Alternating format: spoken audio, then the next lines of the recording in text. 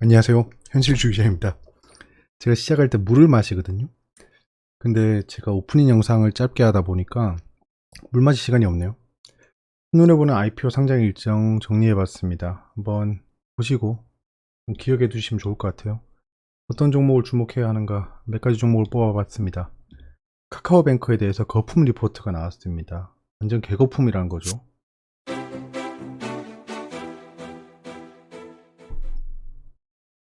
자, 공모주 슈퍼이크가 시작됐죠. 왜 슈퍼이크인지 한번 보시겠습니다. 카카오뱅크가 공모주 청약 첫날 12조 뭉칠 돈이 몰렸다라는 겁니다. 경쟁률이 자그마치 38대 1이었다. 청약 증거금이 12조 522억 원으로 집계됐다. 7월에서 8월까지 주요 IPO 일정을 정리해봤습니다. 이게 보시면 이제 7월 26일 어제였죠. 카카오뱅크부터 시작해서 쭉 이렇게 IPO가 있다는 겁니다. 여기서 중요한 종목은 5가지다. 카카오페이는 IPO 연기가 결정됐습니다. 꽤 많은 종목이 상장하죠. 최근에 IPO 종목이 최소한 뭐 따상은 가주면서 사람들이 공모주에 대한 인식이 굉장히 좋아졌어요. 따상이라는 게 장난이 아닙니다. 아파트 그렇게 많이 올랐다고 해도 뭐 10% 20%밖에 안 오르는데 따상이면 이건 뭐 60% 가까이 올라가는 거죠. 따상 아니지. 60% 넘지 공모가 대비. 아무튼 그렇습니다. 자, 보시면 카카오뱅크가 있겠죠. 이번에 지금 이슈가 되고 있습니다. 자, 인터넷 은행이죠. 내일까지입니다. 오늘까지입니다. 공모가 밴드가 3만원에서 4만원 사이에요. 근데 어떤 증권사가 뭐 BNK 투자증권인데 2.4만원으로 제시를 했죠. 시총 예상은 이제 18조, 19조 가까이 갑니다. 그 이상이 될 수도 있겠죠. 지금 38대 1이 몰렸으니까. 자, 증권사는 KB, 한투, 하나 등등 뭐 여기 BNK가 있었으면 그런 리포트가 안 나왔겠죠. 유통 물량은 27%입니다. 유통 물량이 생각보다 작은 편입니다. 이 유통 물량은 상장 당일입니다. 상장은 8월 6일이죠. 그 다음 HK 이노엔 제약바이오죠. 공모가가 이 정도 되고 시총은 작아요. 예, 지금 뭐 그렇게 막 빅뱅이 온다 이런 거 아닙니다. 그 사람들이 굉장히 열광하는 크래프톤도 4.3조밖에 안 돼요. 한투, 삼성 얘도 유통 물량이 별로 많지 않죠. 크래프톤은 유통 물량이 많습니다. 조심해야 돼요. 상장 당일에 엄청나게 쏟아진다. 제가 봤을 때 상장 당일에 크래프톤은 상승할 때 따라붙으면 정말 죽을 수도 있습니다. 자, 청약일은 이제 8월 초 쭉 이어지죠. 공모가 밴드 굉장히 높습니다. 그 웬만큼 돈을 가지고 있지 않은 사람은 상장 당일날 따라붙기도 힘들다. 한마디로 매수세가 좀 적을 수 있다는 거겠죠. 동전 주면 좀 그래도 사람들이 마치 그 저글링 러시처럼 달려올 수 있는데 그렇진 못하다. 롯데 렌터카죠. 저는 예, 이게 주목할 만은 하지만 시총도 작고 그렇게 지금 렌터카가 굉장히 좋습니다. 최근에 그런 뉴스 보셨죠? 제주도 가면 지금 일주일 렌트하는데 100만 원을 내야 된답니다. 뭐 여러 가지가 있겠죠. 렌터카에 업태를 봐야 됩니다. 렌터카는 그 일정 기간이 지나면 차를 그 폐차합니다. 근데 뭐랄까 지금 차량용 반도체의 수급이 안 좋아서 렌터카에 공급이 좀 꼬이고 있어요. 그럼 나가는 차는 많은데 새로 들어온 차가 적어지는 거죠. 그럼 수요와 공급의 법칙에 의해서 공급이 줄잖아요. 근데 수요는 늘잖아요. 지금 제주도로 놀러 가니까. 그래서 렌터카 비용이 올라간다라고 보시면 어느 정도 메이크 센스 하지 않을까 합니다. 아무튼 그래서 지금 물 들어올 때 노줘야 된다는 게 약간 롯데 렌탈인 것 같아요. 그래서 아마 굉장히 많이 몰릴 것 같다로 판단했습니다. 일진 하이솔루스 이제 수소 연료 탱크 수소 관련주죠. 수소 관련주는 언제나 지금 유망주죠. 전기랑 수소는 유망입니다. 수소가 조명을 받고 있지 못하고 있는데 조만간 조명 받을 거다로 보여집니다. 상장당의 물량도 그렇게 많지 않고요. 시총 예상은 좀 낮네요. 공모주 청약을 위해서 투자자 예탁금 CMA 잔고가 급변할 겁니다. IPO와 증시 주변 자금 관계를 다시 한번 보시면 상장 당일에 상장일이 아니지 IPO 때 좀 확 줄었다 올라간다는 겁니다. 즉 돈을 빼서 그 청약을 하고 다시 가져오는 겁니다. 이번에도 똑같을 거다. 여기서 갑자기 막 줄어서 투자자 예탁금이 욱 빠져나가진 않을 거다. 예. 오히려 저는 밴드웨건이라고 하죠. IPO가 있음으로써 사람들이 나도 한번 공모주 청약을 해볼까? 라고 다들 똑같잖아요. 삼성전자 사러 들어와서 결국에는 막 서현 그 다음에 애니능률 이런 거 사고 있잖아요. 나중에 내가 이걸 왜 사고 있지? 라는 상황이 오지만 대형주로 시작해서 잡주로 끝나는 아주 마법을 보여줍니다. ST바이오 단기 트레이딩에 들어갔는데 오늘은 본전에 그냥 팔았습니다. 이게 뭐 시각적으로 좀 이익으로 보이지만 본전에 팔고 나왔어요. 한마디로 수수료만큼 떼었습니다. 비중이 크니까 수수료가 굉장히 크겠죠. 조금 좀 아팠습니다. 예, 이거 잘못 판단했어요. 20선이니까 이게 1분봉이거든요. 1분봉인데 좀 5분봉으로 보거든요. 5분봉에 20선이면 100분선이죠. 100분선 지지 후 올라갈 거라 생각했는데 잠깐 튀었다가 진짜 완전 기술적으로 나이스한 타이밍이었거든요. 그러니까 낚였죠. 예, 거기서 반등하는 척하다가 바로 박아버렸습니다. 저는 미련 없이 떠나는 거죠. 예, 20선 지지를 못하고 바로 그냥 상가에게 팔고 나오는 거죠. 그래서 오늘은 좀 안 좋았다. 예. 업무 시간에 증시를 보는 게 너무 어려워요 라는 분이 있었습니다. 업무 시간에 증시를 보는 건 굉장히 어렵겠죠. 일을 해야 되면 집중을 해야 되는데 증시를 보게 되면 집중이 흐트러지겠죠. 그래서 저는 업무 시간에 증시를 거의 보지 않습니다. 예, 안 보면 되지 않나 라는 게 제 답입니다. 이게 제 스마트폰 위젯입니다. 저는 윈도우즈 런처를 사용하고 있습니다. 이렇게 메트로 UI죠. 블록으로 다 되어 있습니다. 그래서 위젯도 블록으로 해놓을 수 있어요. 제가 블록으로 해놓은 이 위젯입니다. 보시면 S&P 500, 나스닥 100, 두 가지 5일입니다.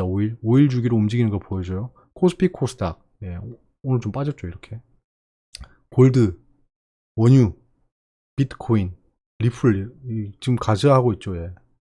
요렇게만 봅니다. 그러니까 바탕화면만 한번 보는 거죠. 눌러가지고 바탕화면 보고 지금 현재 어떻게 흘러가고 있나. 증시가 좀 꼬꾸라지네.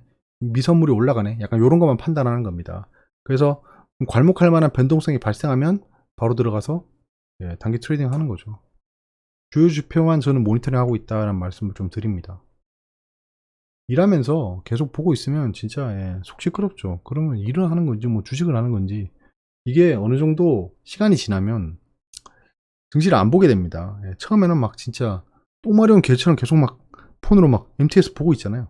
MTS를 보고 있어서 주식이 올라간다라고 하면 제 종목이 올라간다라고 하면 그건 진짜 자신 있습니다. 예. 한 3일 밤을 안 자고 볼 자신이 있는데 그렇지 않잖아요. 예, 제가 쳐다본다고 올라가지 않는다.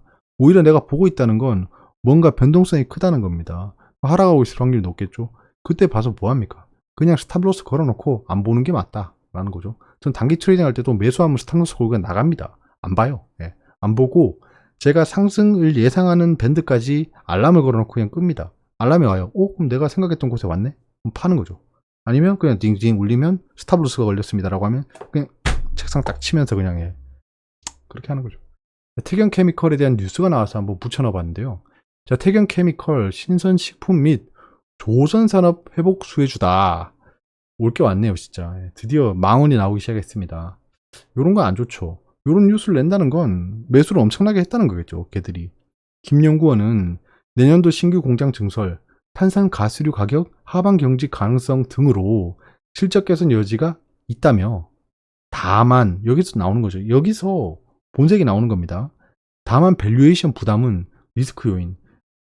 그 증시를 해석하는 분들 뭐 증권사 그다음 외국인 기관 리포트를 보면 그냥 언뜻 읽어보면 굉장히 어렵습니다. 굉장히 어려워요, 진짜.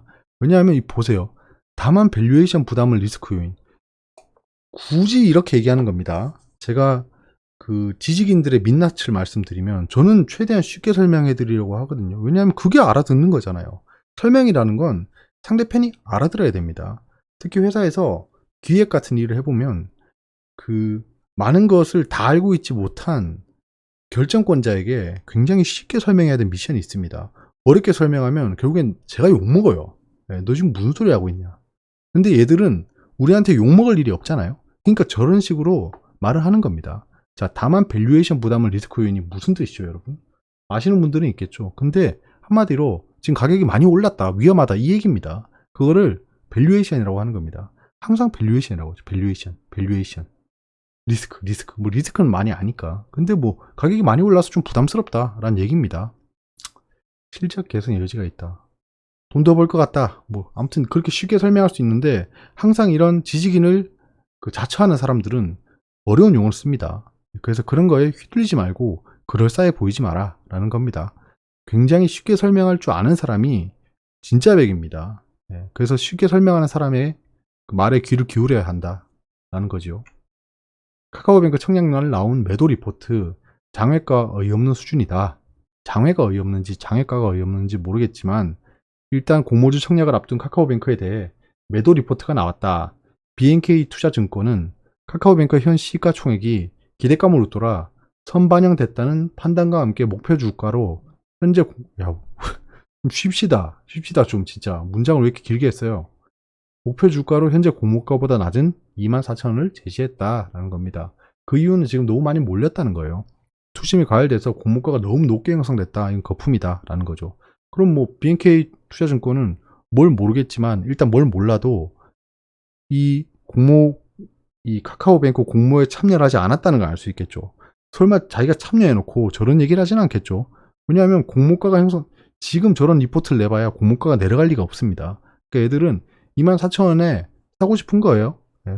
24,000원, 그럼 얘들 말이 맞으면 24,000원을 제시했으면 만약에 22,000원, 2만원이 됐어요. 그럼 얘들은 사겠죠. 그럼 자기들이 생각하기에 24,000원이 적정가라고 했잖아요.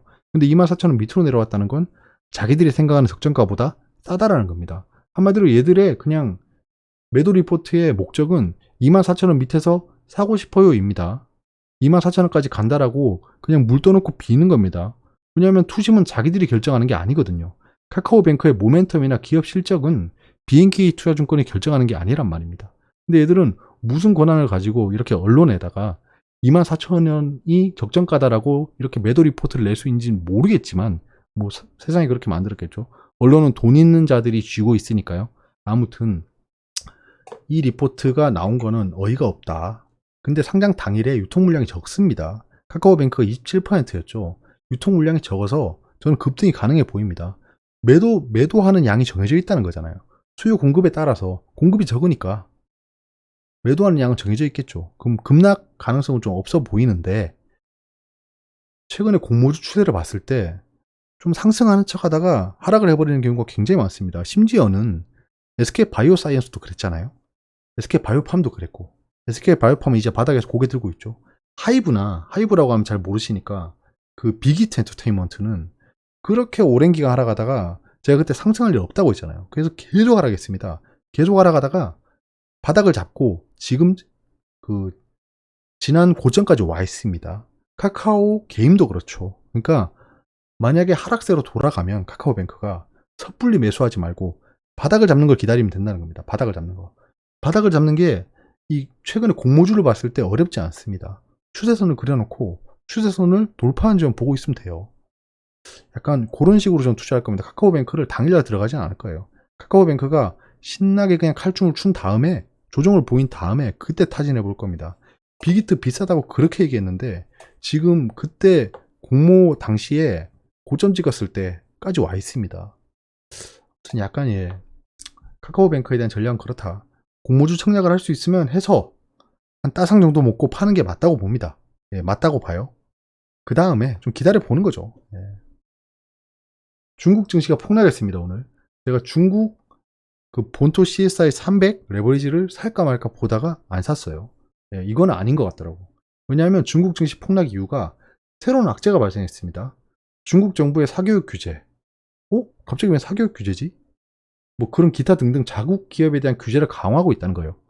텐센트의 온라인 음악 독점 판권 포기 명령 등 또 미국인 7명 제재 방안 발표 등 여러 가지 악재들이 나오고 있어서 조금 위험하지 않을까 합니다. 그래서 ETF를 바로 따라붙지 말고 조금 관망하려고 합니다. 저는 전략이. 악재 발생으로 매수세가 사라진 겁니다. 매수세. 중국 증시에 대한 매수세가 사라지면 증시 자체가 올라가기 힘들겠죠. 최근에 알리바바 사건도 있잖아요. 거기에 엔투그룹 사건도 있고 한마디로 중국이 펀더멘털이 흔들리고 있는 겁니다. 그래서 지금 하락할 때 바로 따라잡는 거는 좀 위험해 보인다는 생각이 들었어요. 바로 반등할 수도 있겠죠. 하지만 반등하지 못할 확률이 더 높다라고 봤습니다. 하지만 시장은 지속 상승 가능하다. 저는 중국만의 악재니까요. 중국이 흔들리면 우리나라도 흔들려요. 오늘 우리나라 떨어진 이유가 중국이랑 무관하지 않습니다. 중국이 떨어지면 우리 떨어져요. 일본이 떨어져도 떨어집니다. 오늘 일본 오르긴 했어요. 근데 둘 중에 나쁜 거를 좀 따라가는 습성이 있습니다. 웃기죠. 자, 현재 투자하고 있는 목록입니다. 이거는 제 전체 목록은 아니에요. 전체 목록은 아니고 단기, 중기에 포함되는 종목들입니다. 장기는 뭐 여기 포함도 안 되죠. 뭐 퀼라홀딩스, 현대위아 이런 거 말씀 안 드리잖아요. 예. 아무튼 그렇고 지금 리플이랑 이더리움 그 클래식이 드디어 수익권으로 다시 돌아왔습니다. 어느새 돌아왔죠. 지금 비트코인이 약 10% 넘게 상승하고 있네요. 이거는 진짜 또 누구인가 한번 했죠. 제가 누구인가 반등한다라고 하니까 바로 반등해버리는 아주 마법을. 네, 이건 뭐 제가 반등하라고 해서 반등하는 거 아니고요. 기술적 분석상 바닥권 형성 중이었다 정도로 판단하고 있습니다.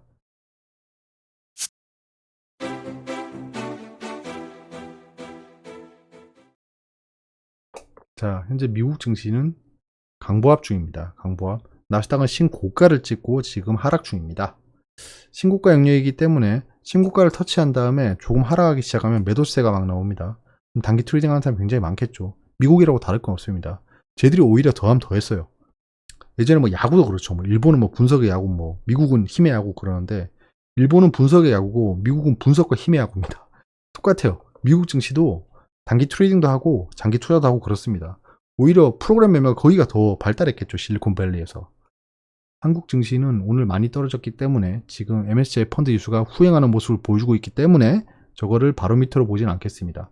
하지만 지금 야간 선물은 상승 중입니다. 그래서 내일은 시초가가 좋을 것으로 보여진다. 미증시 바이오 지수가 떨어지고 있는 걸 보니 코로나 델타 변이 확산에 대한 이슈가 사라지고 있다 라는 게 좀 보여지죠. 뭐 일본은 올림픽 효과일까요? 올라가고 있네요. 10년물은 뭐 거의 뭐 바닥을 향해 가고 있고요. 유가가 또 조정을 보여줘. 그럼 유가는 이제 여기서 휩소 구간에 들어갈 겁니다. 휩소 오늘도 안 했다. 휩소한다는 게, 휩소를 설명한다는 게 오늘도 안 했네요. 내일 하겠습니다. 라고 해놓고 또 안 할 수도 있습니다. 요즘에 제가 시간이 없네요. 예, 궁금한 게 있으면 댓글로 말씀해 주시고요.